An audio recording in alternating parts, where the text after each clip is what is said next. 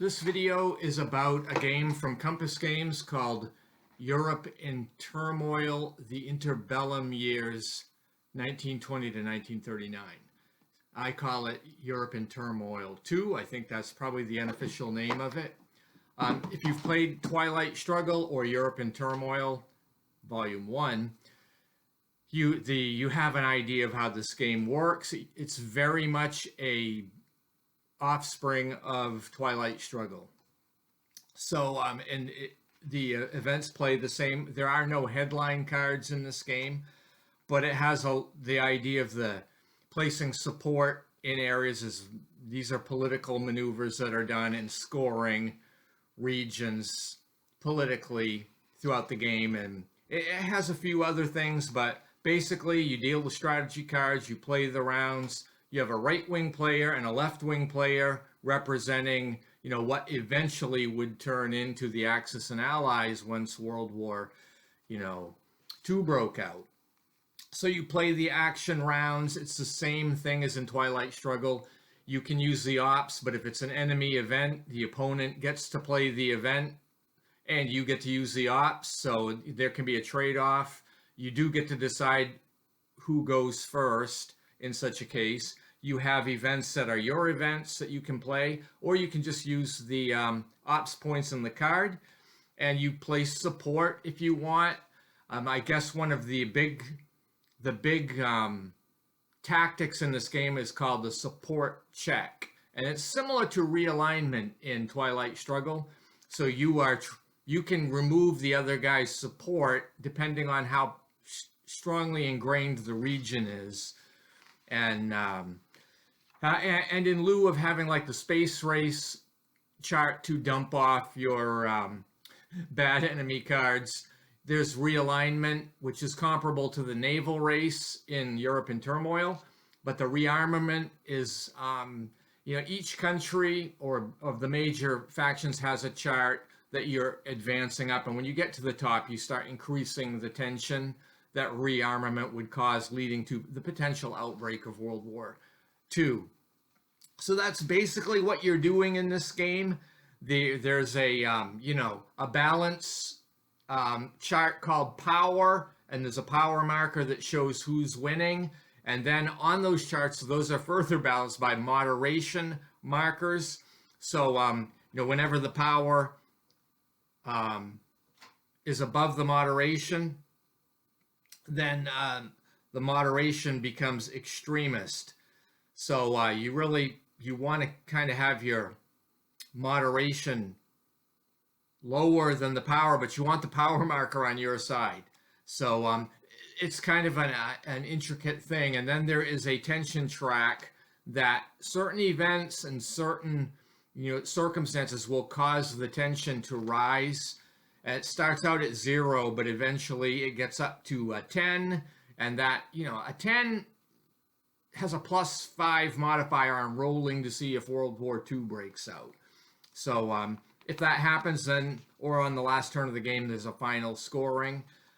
So that's basically what you're doing in this game. So I like it. I like Twilight Struggle. I like Europe in Turmoil, and I like Europe in Turmoil, the Interbellum. So I'm going to play, just demonstrate turn 1 probably. Down on the board so you can kind of see what happens. I'm not an expert player. I don't look at the cards ahead. I just develop a story. So we'll see what kind of story I can develop here in Europe in Turmoil. So we are in the Roaring 20s. This is an exciting time period. And what you're looking at here is just an overview of the entire map board of Europe. And we'll see how things will develop. The first player is the right-wing player.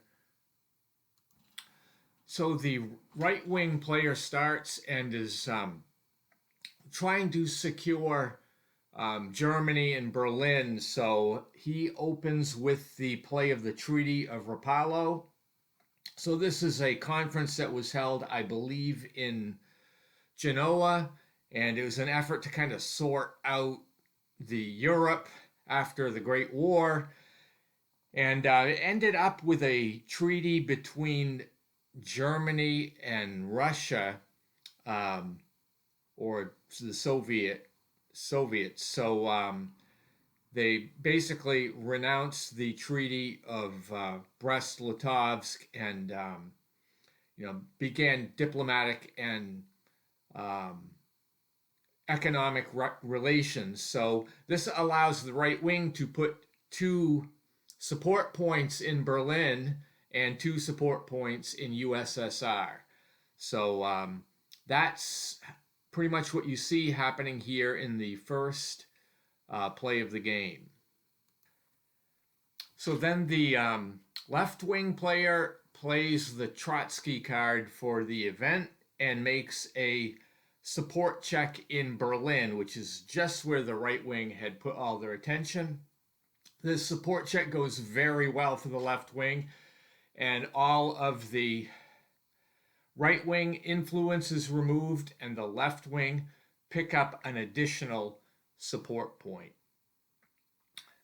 So that's the first round of the game. We basically are, fighting diplomatically in Europe. During round two, the right wing decides they really have to do something to maintain control in some degree of control in Berlin. So they play three operations and put two support in Berlin and one in Saxony. They're trying to make a way to get into Bavaria. So hopefully that will work. This triggers a left-wing event, though. The event that's played is Astrid Briand. So he's a political figure in France who's trying to promote the European collective. So this is going to allow a later play. His work will allow the later play of Franco-German reconciliation. But in the meantime, this is also going to allow the left wing to get a little bit of support in France or independent areas. So the card also allows me to play support points, and I decided to put one in Action Française, which now removes it from German control, or I should say right-wing control.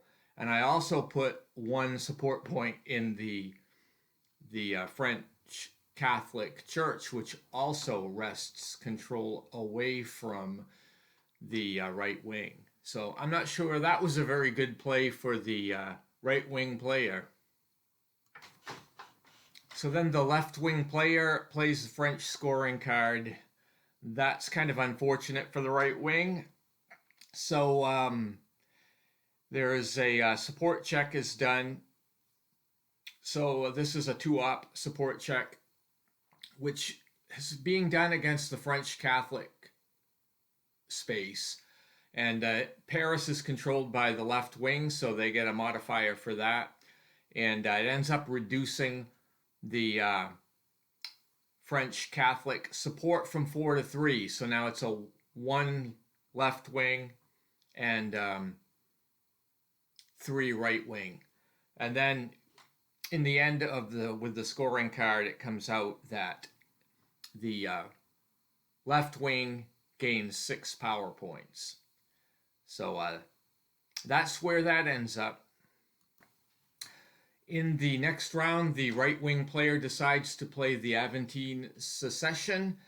And so this is played for the event, and it basically allows for a fascist takeover of Italy, or at least paves the way for that. So the left-wing influence is removed from Campania, Rome, and Lombardy, and there's basically no left-wing influence left in Italy.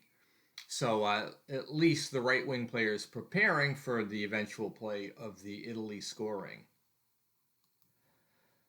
So going on to the left wing plays the Mechanized Warfare Pioneers card for the event. This allows 2 free rearmament attempts on different tracks using the SP value of the card, ops points, I should say, value of the card, which is 2.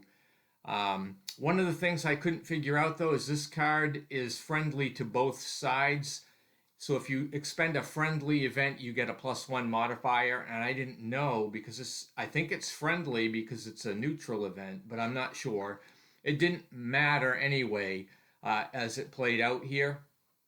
So I made a free rearmament check in France, which I have my markers already on the +1. So I was able to be successful, and so I got into the box Maginot Line concept. So this allowed placement of some left-wing SPs in Alsace-Lorraine, so I was able to put 2 SPs in there and start toward getting more influence. And then I made a second attempt. This one was for the USSR working on the T-26 tanks, and this was a success. So I was allowed to place 2 SPs in places that are not colonial but are that have left-wing extremists. So I put 1 SP in Berlin, which is really, I've got a little bit more left-wing influence in Berlin than right-wing. And then I put 1 in the USSR box as well. So overall, I think that was very successful.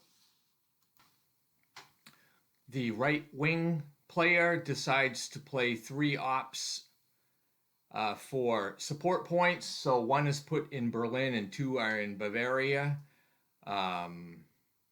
May not have been the best play. The right wing's not doing that well, in my opinion. Probably yours too. The left wing player decided to get rid of an enemy 4 ops card through rearmament, which he can do because the other 2 rearmament attempts were an event. They were free. So this is the actual one that counts. And I chose France again, working on trying to get to the Maginot Line, which I was successful in.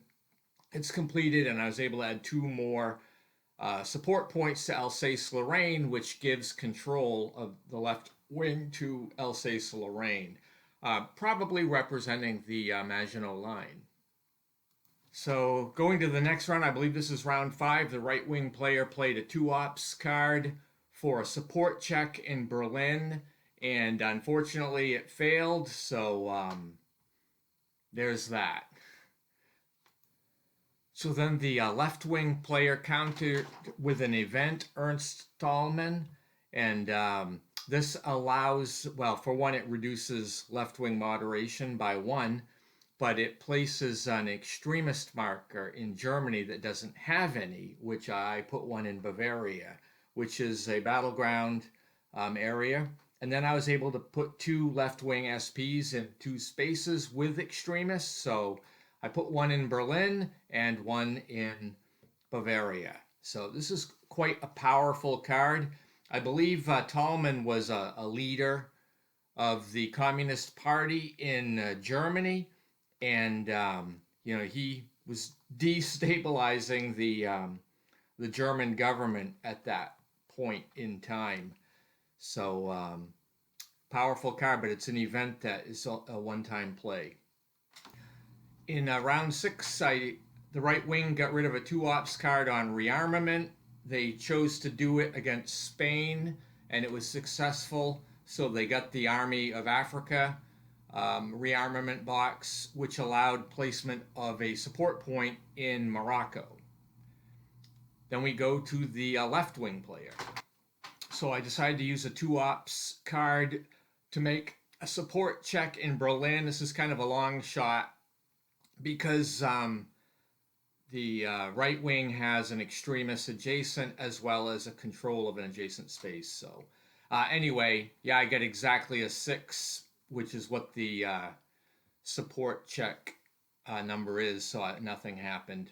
It was a failure. In round 7, the right wing played the canonization of Joan of Arc as an event. It's a 1 operations card, so it's not that good of a card.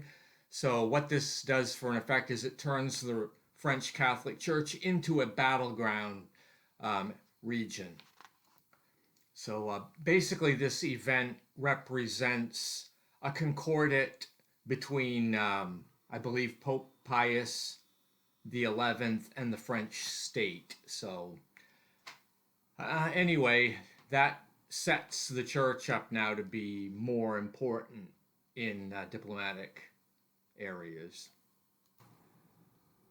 So following up the Joan of Arc play, the left wing has to play. I mean, it's not too many good choices here. So they played the Free Corps card for 3 operations, but it's a right wing event. You know, the Free Corps is these, experienced military from the Great War who now are forming paramilitary efforts to try to undermine the Weimar Republic. So this is going to be a good right-wing play, and the left-wing player decides to have the right-wing player go first. And this is painful. The right wing puts an extremist in Berlin. Then they put an extremist in Bavaria. That played right into the right wing's hands.